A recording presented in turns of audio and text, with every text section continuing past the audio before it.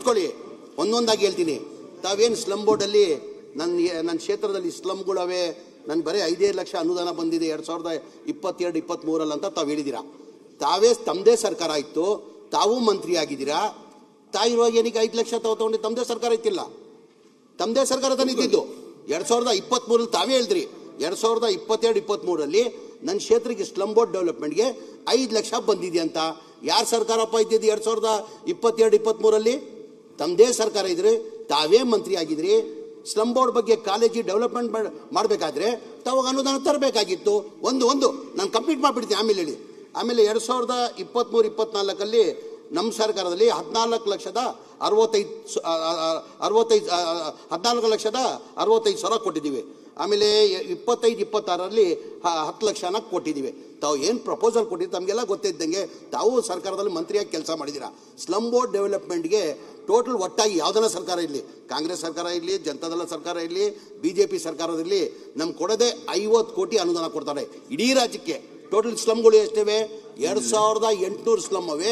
ಬೆಂಗಳೂರು ಸಿಟಿದಲ್ಲೇ 480 ಸ್ಲಮ್ಗಳವೆ. ಅನುದಾನನೇ ಕಡಿಮೆ. ಮುಂಚೆಯಿಂದ ಅಷ್ಟೇ ಕೊಟ್ಕೊಂಡು ಬರ್ತಾ ಇರೋದು. ಆವಾಗಿಂದ ತಮ್ಮ ಸರ್ಕಾರ ಆಯಿತು, ಅವ್ರು ತೊಗೊಳ್ಬೇಕಾಗಿತ್ತು. ಒಂದು ಪ್ರಶ್ನೆ. ಆಮೇಲೆ ಮನೆಗಳು ತಾವು ಹೇಳಿದ್ರಲ್ಲ, ನನ್ನ ಮನೆಗಳು ಹಿಂದಿನ ಸರ್ಕಾರದಲ್ಲೇ 13ರಿಂದ ಹಿಡ್ಕೊಂಡು 18ವರೆಗೂ 1000 ಮನೆಗಳು ಸ್ಯಾಂಕ್ಷನ್ ಆಗಿತ್ತು. ಅದರಲ್ಲಿ 625 ಮನೆಗಳು ಕಂಪ್ಲೀಟ್ ಆಗಿದೆ. ಅದ್ರಲ್ಲಿ ತಾವು ಹೇಳಿದ್ರಿ, ನಾನು RTIಯಿಂದ ತೆಗ್ದೆ, RTIದಲ್ಲಿ ಬರೀ 1 ಲಕ್ಷದಲ್ಲಿ 10,000 ಕೊಟ್ಟಿದ್ದಾರೆ, 90,000 ಕೊಟ್ಟಿದ್ದಲ್ಲ ಕಾರಣಕ್ಕೆ ಮನೆಗಳು ಕೆಲಸ ಶುರು ಮಾಡಿಲ್ಲ ಅಂತ ಹೇಳ್ತಾರಲ್ಲ. ಅದೇನು RTIದಲ್ಲಿ ಬಂದಿದೆ ನನಗೆ ಗೊತ್ತಿಲ್ಲ. ತಮ್ಗೆ ಗೊತ್ತಿದ್ದಂಗೆ ಈಗ ಒಂದು ಮನೆ ಕಟ್ಟಬೇಕಾದ್ರೆ 7.5 ಲಕ್ಷ ರೂಪಾಯಿ ಆಗ್ತಿದೆ. ಕೇಂದ್ರ ಸರ್ಕಾರದಿಂದ ಪ್ರಧಾನ ಮಂತ್ರಿ ಆವಾಸ್ ಯೋಜನಾ ಅಂತ 1.5 ಲಕ್ಷ ಕೊಡ್ತಾರೆ. ರಾಜ್ಯ ಸರ್ಕಾರದಿಂದ ಜನರಲ್ಗೆ 1,20,000 ಕೊಡ್ತಾರೆ. SC ST ಇದ್ರೆ 2 ಲಕ್ಷ ಕೊಡ್ತಾರೆ. ಅವರೇಜ್ ತಗೊಂಡ್ರೆ 3 ಲಕ್ಷ ಆಗ್ತದೆ. ಬೆನಿಫಿಷರಿ 1 ಲಕ್ಷ ಇಲ್ಲ, 4.5 ಲಕ್ಷ ಕಟ್ಟಬೇಕಾಗಿತ್ತು. ಎಷ್ಟು? 4.5 ಲಕ್ಷ ಕಟ್ಟಬೇಕಾಗಿತ್ತು. ಇಡೀ ರಾಜ್ಯದಲ್ಲಿ ನಾನು ಹೇಳ್ತಾರೆ, ನಿಮ್ಗೆ ಒಂದೇ ಕ್ಷೇತ್ರ ಅಲ್ಲ. 1,80,253 ಮನೆಗೆ ಬೆನಿಫಿಷರಿ ಪೇಮೆಂಟ್ ಬರಬೇಕಾಗಿತ್ತು. 7,400 ಕೋಟಿ ಬರಬೇಕಾಗಿತ್ತು. ಬರೇ 310 ಕೋಟಿ ಬಂದಿತ್ತು. ಏನಕ್ಕಂದ್ರೆ ತಾವು ಹೇಳ್ದಂಗೆ ಬಡವ್ರು ಕೊಡಕ್ಕೆ ಆಗಲ್ಲ. ಎಲ್ಲಿಂದ 91 ಲಕ್ಷ ಇಲ್ಲ, 4.5 ಲಕ್ಷ ಕೊಡಬೇಕಾಗಿತ್ತು. ಪಾಪ ಬಡವ್ರು ಎಲ್ಲಿಂದ ಕೊಡಕ್ಕೆ ಸಾಧ್ಯ? ತಾವು ಹೇಳ್ದಂಗೆ 5,000, 10,000, 15,000, 20,000 ಮೇಲೆ ಯಾರೂ ಕೊಡೋಕ್ಕೆ ಸಾಧ್ಯ ಆಗಲಿಲ್ಲ. ನಾನು ಮಂತ್ರಿ ಆದಮೇಲೆ, ನನ್ನ ಗಮನಕ್ಕೆ ಬಂದಾದ್ಮೇಲೆ ಮಾನ್ಯ ಮುಖ್ಯಮಂತ್ರಿಗೆ ನಾನು ಮನವಿ ಮಾಡಿಕೊಂಡೆ, ಸರ್ ಬೆನಿಫಿಷರಿ ಪೇಮೆಂಟ್ ಕೊಡೋಕ್ಕೆ ಸಾಧ್ಯ ಆಗಲ್ಲ, ಜನ ಬೀದಿಯಲ್ಲಿದ್ದಾರೆ, ಅವ್ರು ನಾವು ಸರ್ಕಾರ ವತಿಯಿಂದನೇ ಮನೆಗಳಿಗೆ ಕಟ್ಟಬೇಕಾಗ್ತದೆ ಅಂತ ಹೇಳ್ಬಿಟ್ಟು ಮಾನ್ಯ ಮುಖ್ಯಮಂತ್ರಿ ಗಮನಕ್ಕೆ ತಂದೆ. ಅವ್ರು ಕ್ಯಾಬಿನೆಟ್ ತಂದು ಅಪ್ರೂವ್ ಮಾಡಿ 2024 ನಾವು ಕ್ಯಾಬಿನೆಟ್ ತಂದು ಅಪ್ರೂವ್ ಮಾಡಿದಾದ್ಮೇಲೆ 36,789 ಮನೆ ನಿಮ್ಮ ಸ್ನೇಹಿತರದಲ್ಲೇ ಸೋಮಶೇಖರ್ ಕ್ಷೇತ್ರದಲ್ಲೇ ಕಾರ್ಯಕ್ರಮ ಮಾಡಿ ನಾವು ಪಕ್ಷ ನೋಡಿಲ್ಲ, ನಾವು ಅವ್ರ ಕ್ಷೇತ್ರದಲ್ಲೇ BJP ಕ್ಷೇತ್ರದಲ್ಲೇ ಕಾರ್ಯಕ್ರಮ ಮಾನ್ಯ ಮುಖ್ಯಮಂತ್ರಿ ಒಂದು ನಿಮಿಷ ಗುರುಗಳೇ, ಏನಿದು ಮಾತಾಡುವಾಗ BJP ಕ್ಷೇತ್ರದಲ್ಲೇ ನಾವು ಪಕ್ಷ ನೋಡಿಲ್ಲ, ಮನೆಗಳು ಅಲ್ಲಿ ಇದೆಯಂತ ಸೋಮಶೇಖರ್ ಇದೆ ಅಲ್ಲಿ KR ಪುರಂದಲ್ಲಿ ಸೋಮಶೇಖರ್ ಕ್ಷೇತ್ರದಲ್ಲಿ 36,789 ಮನೆ ಕೊಟ್ವಿ. ಮೊನ್ನೆ ಜನವರಿ 24 ಹುಬ್ಳಿದಲ್ಲಿ ಕಾರ್ಯಕ್ರಮ ಮಾಡಿ 42,345 ಮನೆ ಕೊಟ್ಟಿದ್ದೀವಿ ನಮ್ಮ ಸರ್ಕಾರದಲ್ಲಿ. ಎಷ್ಟು? 80,000 ಮನೆ ಕೊಟ್ಟಿರೋದು ನಮ್ಮ ಸರ್ಕಾರ ಬಂದಾದ್ಮೇಲೆ. 1 ಲಕ್ಷ ಇಲ್ಲ, 4 ಲಕ್ಷ ನಾವು ಕೊಟ್ಟು ಮಾಡಿರೋದು.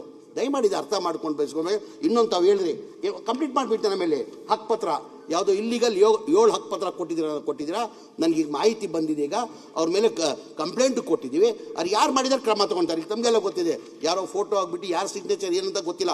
ತಾವು ಈಗ ತೋರಿಸಿದಿರ, ತಾವು ನಾನು ನೋಡ್ತೀನಿ. ಈಗ ತಾವು ನನ್ನ ಜೊತೆ ಬನ್ನಿ. ಈಗಲೇ ಕಮಿಷನರ್ ಇಲ್ಲೇ ಇದ್ದಾರೆ, ಸೆಕ್ರೆಟರಿ ಇಲ್ಲೇ ಇದ್ದಾರೆ.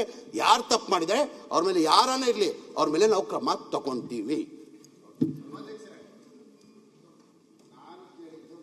ನಗರದ್ದು ಇವರು ಇಡೀ ರಾಜ್ಯದ್ದು 40,000 ಹೇಳಬೇಕಿಲ್ಲ. ನೀವು ಹೇಳಿದ್ರಲ್ಲ, ನಿಮ್ದು ಹೇಳಿದೆ ನಾನು, ನಿಮ್ಮ ವಿಷಯ ಹೇಳಿದ್ದೀನಿ. 35,000 ಮಾಹಿತಿ ಕೊಡ್ಬೇಕಾನೆ ನಾನು. ಆದ್ರೆ 460 ಮನೆ ಬಗ್ಗೆ ಮಾತ್ರ ನಾನು ಮಾತಾಡ್ತಾ ಇರೋದು. ನನಗೆ 80,000, 90,000 ಇನ್ನೊಂದು ಕ್ಷೇತ್ರಕ್ಕೆ ನನಗೆ ಬೇಡ. ನಮ್ಮ ಕ್ಷೇತ್ರಕ್ಕೆ 460 ಮನೆ 3 ವರ್ಷದಿಂದ ಒಂದು ಕಲ್ಲು ಹಿಂಗೆ ಇಟ್ಟಿಲ್ಲ, ಅದಕ್ಕೆ ಕೇಳಿ ಅಂತ ಕೇಳ್ತಾ ಇದ್ದೀನಿ ಅಷ್ಟೇನೆ. ನೀವು ಇನ್ನೂ 1 ಲಕ್ಷ ಮನೆ ಕಟ್ಟಿ. ನಾನು ಹೇಳಿದೆ ಸರ್, ಬೆನಿಫಿಷರಿ ಪೇಮೆಂಟ್ ಕೊಟ್ಟಿರಲಿಲ್ಲ, ಮನೆಗಳು ಕಂಪ್ಲೀಟ್ ಮಾಡಿಲ್ಲ. ಈಗ ಹಂತದಲ್ಲಿ first stage, second stage, third stage ಅಂತ ಮಾಡಿದ್ದೀವಿ. ಆ 3 ಸ್ಟೇಜಲ್ಲಿ ಥರ್ಡ್ ಸ್ಟೇಜಲ್ಲಿ ಇವ್ರ ಮನೆಗಳು ಇದೆ, ಕೊಡ್ತೀವಿ. ಅದು ಇನ್ನೊಂದೇನಾಗಿದೆ, 375 ಮನೆ ಕ್ಯಾನ್ಸಲೇಷನ್ ಮಾಡಿಬಿಟ್ಟಿದ್ದಾರೆ. ಅದು ಹೇಳ್ಬಿಟ್ಟು ಗಮನಿಸಿ, ಒಂದು ನಿಮಿಷ, ಅದು ಒಂದು ಗಮನಕ್ಕೆ ತಂದುಬಿಡ್ತೀನಿ ನಿಮಗೆ. 353 ಮನೆ ಏನಾಯಿತು, 1,80,000ದಲ್ಲಿ 61,000 ಮನೆಗಳು ಕ್ಯಾನ್ಸಲೇಷನ್ ಮಾಡಿದ್ರು FD ಅವರು, ಅನ್ಸ್ಟಾರ್ಟೆಡ್ ಅಂತ ಹೇಳ್ಬಿಟ್ಟು. ತಿರ್ಗಾ ಮಾನ್ಯ ಮುಖ್ಯಮಂತ್ರಿ ಗಮನಕ್ಕೆ ತಂದು, ಇಲ್ಲ ಸರ್ ಮನೆಗಳು ಕೆಲಸ ಶುರುವಾಗಿದೆ ಅಂತ ಹೇಳ್ಬಿಟ್ಟು ತಿರ್ಗಾ ಕ್ಯಾಬಿನೆಟ್ ತಂದು ಅಪ್ರೂವ್ ಮಾಡಿಕೊಂಡೆ ನಾನು. ಅದರಲ್ಲಿ ಒಂದು ಸಮಸ್ಯೆ ಆಗಿದೆ. ಏನು ಮಾಡ್ತಾರೆ, 5 ವರ್ಷಕ್ಕೆ ಒಂದು ಸತಿ ಏನು ಮಾಡ್ತಾರೆ ಸನ್ಮಾನ್ಯ ಅಧ್ಯಕ್ಷರೇ, ನಾವು MOU ಸೈನ್ ಮಾಡ್ತೀವಿ. ನಾವು ಕೇಂದ್ರ ಸರ್ಕಾರ ನಾವು MOU ಸೈನ್ ಮಾಡ್ತೀವಿ. ಮನೆ ಮುಖ್ಯಮಂತ್ರಿಗಳು MOU ಸೈನ್ ಮಾಡುವಾಗ ಮನೆ ಮುಖ್ಯಮಂತ್ರಿಗಳು ಏನಂದ್ರು, ಈ ಬಾರಿ MOU ಸೈನ್ ಮಾಡೋದು ಬೇಡ, ಈ ಬಾರಿ ಅವ್ರಿಗೊಂದು ಪತ್ರ ಬರೀರಿ. ಅವ್ರು ಏನು ಪ್ರಧಾನ ಮಂತ್ರಿ ಆವಾಸ್ ಯೋಜನಾ ಅಂತ ಹೇಳ್ಬಿಟ್ಟು 1.5 ಲಕ್ಷ ಕೊಡ್ತಾರೆ, ಅದಕ್ಕೆ 3.5 ಲಕ್ಷ ಮಾಡಲಿ, ಅದಕ್ಕೆ GST ಹಾಕ್ತಾರೆ, 18% GST ಹಾಕ್ತಾರೆ. ಆ GST ಹಾಕೋದು ಬೇಡ, ಮಿಕ್ಕಿದ 4 ಲಕ್ಷ ನಾವು ಸರ್ಕಾರ, ರಾಜ್ಯ ಸರ್ಕಾರದಿಂದ ಕೊಟ್ಟು ಆ ಮನೆಗಳು ಮಾಡುವ ಅಂತ ಹೇಳ್ಬಿಟ್ಟು ಒಂದು ಪತ್ರ ಬರೀರಿ ಅಂತಾರೆ. ನಾವು ಪತ್ರ ಬರೆದ್ವಿ ಸನ್ಮಾನ್ಯ ಅಧ್ಯಕ್ಷೆ. ಆ ಪತ್ರಕ್ಕೆ 3 ತಿಂಗಳಾದ್ಮೇಲೆ ಉತ್ತರ ಬಂತು, ಅದು ನಾವು ಮಾಡೋಕ್ಕಾಗಲ್ಲ ಅಂತ. ಆ ಮಧ್ಯದಲ್ಲಿ ಏನು ಮಾಡಿಬಿಟ್ರು, ಈ 61,000 ಮನೆಗಳಿಗೆ ಏನು ಕೇಂದ್ರ ಸರ್ಕಾರದಿಂದ ಕೊಡಬೇಕಾಗಿತ್ತು ಅದು ನಾವು ಕೊಡೋಕ್ಕಾಗಲ್ಲ ಅಂತ ಕ್ಯಾನ್ಸಲ್ ಮಾಡೋರು. ಈಗ ತಮ್ಮದೇ ಸರ್ಕಾರ ಇದೆ, ತಾವು ದಯಮಾಡಿ ನನ್ನ ಜೊತೆ ದಿಲ್ಲಿ ಹೋಗ್ಬೇಕು. ನಾನು ಅಸೆಂಬ್ಲಿ ಆದ್ಮೇಲೆ ನಾವು ದಿಲ್ಲಿಗೆ ಹೋಗ್ಬೇಕು. ಪ್ರಹ್ಲಾದ್ ತಾವು ಮಾತಾಡಿ, ಅಶೋಕಣ್ಣ ತಾವು ದಯಮಾಡಿದಲ್ಲಿ ಸಾಥ್ ಕೊಡಬೇಕು. 60 ಏನಾಯ್ತು, MOU ಸೈನ್ ಮಾಡಬೇಕಾಗಿತ್ತು. 5 ವರ್ಷಕ್ಕೆ ಒಂದ್ಸತಿ ಸ್ಲಮ್ ಬೋರ್ಡ್, ಕೇಂದ್ರ ಸರ್ಕಾರ ರಾಜ್ಯ ಸರ್ಕಾರ ಮಧ್ಯದಲ್ಲಿ MOU ಸೈನ್ ಆಗ್ತದೆ ಅಶೋಕಣ್ಣ. ಆ MOU ಏನಾಯ್ತು, ಮಾನ್ಯ ಮುಖ್ಯಮಂತ್ರಿಗಳು ಸೈನ್ ಮಾಡುವಾಗ ಬರುವಾಗ ಸೈನ್ ಮಾಡೋದು ಬೇಡ, ಈ ಬಾರಿ ಅವ್ರಿಗೊಂದು ಪತ್ರ ಬರೀರಿ. ಏನು 1.5 ಲಕ್ಷ ಕೊಡ್ತಾವ್ರೆ, ಅದಕ್ಕೆ 3.5 ಲಕ್ಷ ಕೊಟ್ರಿ. ಅದಕ್ಕೆ GST ಏನು ಬಡವ್ರ ಮನೆಗೆ ಆಗ್ತಾ ಇದ್ರೆ ಅದು ಹಾಕೋದು ಬೇಡ ಅಂತ ಒಂದು ಪತ್ರ ಬರೀರಿ ಅಂದ್ರಿ. ನಾವು ಪತ್ರ ಬರೆದ್ವಿ, ಅದು MOU ಸೈನ್ ಮಾಡಿಲ್ಲ. ಆ ಪತ್ರ ಬರೆದಿದ್ವಿ ನಾವು. ಅದರಲ್ಲಿ 3 ತಿಂಗಳಾದ್ಮೇಲೆ ನಮ್ಮ ರಿಪ್ಲೈ ಬಂತು, ಅದು ನಾವು ಅದಕ್ಕೆ ಜಾಸ್ತಿ ಮಾಡೋಕ್ಕಾಗಲ್ಲ ಅಂತ. ಆ ಹಿನ್ನೆಲೆ ಏನಾಯ್ತು, ಆ 3 ತಿಂಗಳು ಡಿಫ್ರೆನ್ಸಸ್ ಇದ್ದಿದ್ದ ಕಾರಣಕ್ಕೆ ಏನು ಮಾಡಿದ್ದಾರೆ, 61,000 ಮನೆಗಳದು ಆ ಏನು ಕೇಂದ್ರ ಸರ್ಕಾರದಿಂದ 1.5 ಲಕ್ಷ ಕೊಡ್ತಾರ ಅದು ಕೊಡೋಕ್ಕಾಗಲ್ಲ ಅಂತ ಒಂದು ಪತ್ರ ಬರೆದಿದ್ದಾರೆ ಅವರು. ಈಗ ನಾನು ಆಲ್ರೆಡಿ ಪ್ರಹ್ಲಾದ್ ಜೋಶಿಗೆ ಮಾತಾಡಿದ್ದೀನಿ ನಾನು, ಅವ್ರು ಬನ್ನಿ ದಿಲ್ಲಿಗೆ ಅಂತ ಹೇಳಿದ್ದಾರೆ. ತಾವೇ ಅಶೋಕ್ ಅವರು ಮುನ್ರತ್ನ, ತಾವು ಅಶೋಕ್ ಸಾಹೇಬರು ಬಂದರೆ ಒಂದು ಸತಿ, ಇಲ್ಲಾಂದರೆ 900 ಕೋಟಿ ನಮ್ಮ ಸರ್ಕಾರ ತಿರ್ಗಾ ರಾಜ್ಯ ಸರ್ಕಾರಕ್ಕೆ ಆಗ್ತದೆ. ಅದು ಆಗಾಗ ಪೆಂಡಿಂಗ್ ಇದೆ, ಅದು ಮಾಡಿಸ್ಕೊಡ್ತೀನಿ ನಾನು. ಸಭಾಧ್ಯಕ್ಷರೇ ಹೇಳಿದ್ರಲ್ಲ, ಡೀಟೇಲ್ ಆಗಿ ಹೇಳಿದ್ದಾರೆ ಸಭಾಧ್ಯಕ್ಷರೇ. ಸಭಾಧ್ಯಕ್ಷರೇ, ಅನ್ಸ್ಟಾರ್ಟೆಡ್ ಬಿಲ್ಡಿಂಗ್ಸ್, ಅನ್ಸ್ಟಾರ್ಟೆಡ್ನ 61,000 ಕ್ಯಾನ್ಸಲ್ ಮಾಡಿದಿರಿ ಅಂತ ಹೇಳ್ತೀರಿ. ನಾನು ಅದನ್ನ ಕೇಳ್ತಾ ಇಲ್ಲ.